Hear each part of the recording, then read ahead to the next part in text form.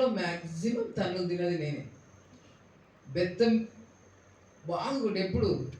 Even నేను చీరలు కట్టేటప్పుడు కూడా, నా డిగ్రీ ముగించుకున్న తర్వాత కూడా తన్నులు తిన్నా నేను.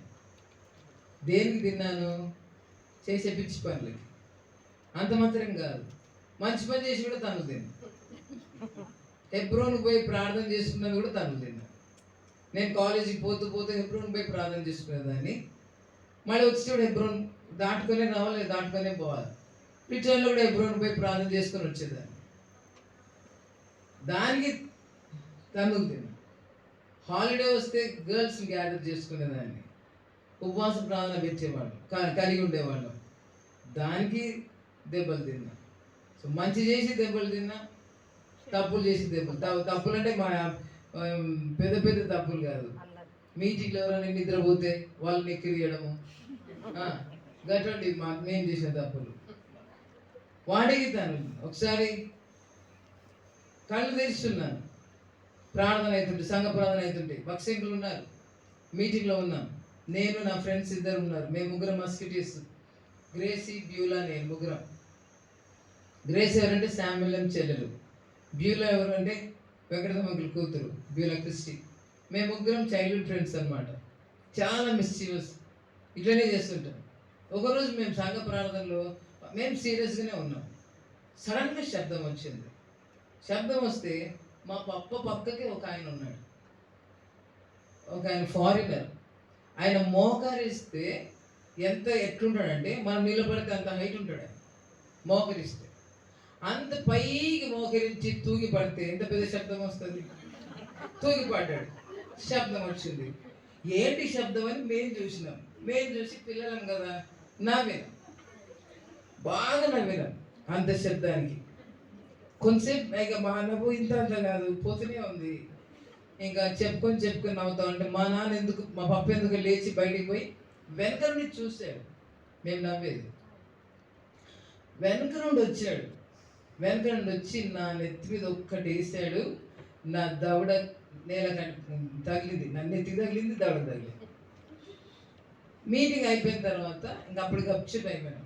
మీటింగ్ అయిపోయిన తర్వాత ఇంటికి వెళ్ళిన తర్వాత నేను మా అమ్మతో చెప్పిన, అమ్మ నాన్న కొంచెం ప్రేమే లేదు, ఇష్టపడతారా? అది కూడా హెబ్రోన్లో అందరి ముందు ఇష్టపడతారా?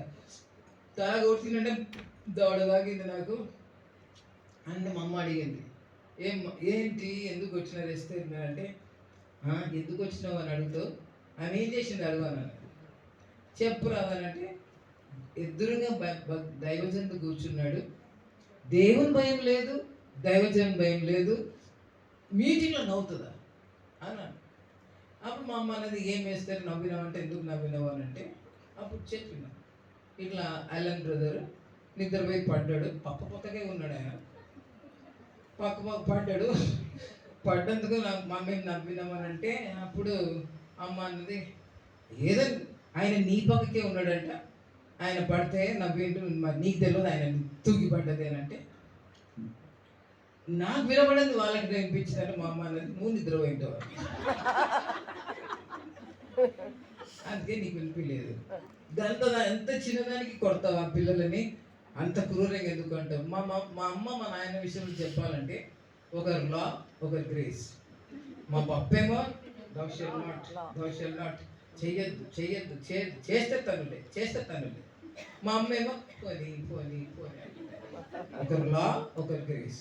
కానీ ఈరోజు వరకు మేము ఉన్నామంటే వారి ప్రార్థనను బట్టి. ఫ్యామిలీ ప్రేయర్లో ఖచ్చితంగా టాప్ టు బాటం ప్రార్థన చేస్తారు ప్రతిరోజు. మా పెద్ద నుంచి నా అందరికీ ఒక ప్రార్థన చేస్తారు. వాళ్ళ ఫెయిత్ఫుల్ ప్రేయర్స్ ఈ రోజుకు వీఆర్ ఎంజాయ్. వాళ్ళు మమ్మల్ని దాటి వెళ్ళిపోయినారు, కానీ స్టిల్ ఈ రోజుకి మేము ఆ ప్రార్థనల యొక్క విలువ, ఫలము మేము అనుభవిస్తున్నాం. సో ఇక్కడ దాని తర్వాత ప్రభు తన సమయంలో అద్భుతంగా రక్షించుకున్నాడు.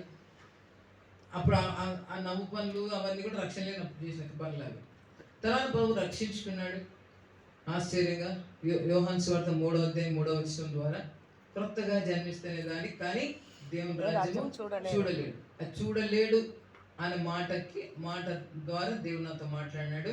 తర్వాత ముందే వాక్యం బాగా హెబ్రోన్లోనే పుట్టి పెరిగినాం కాబట్టి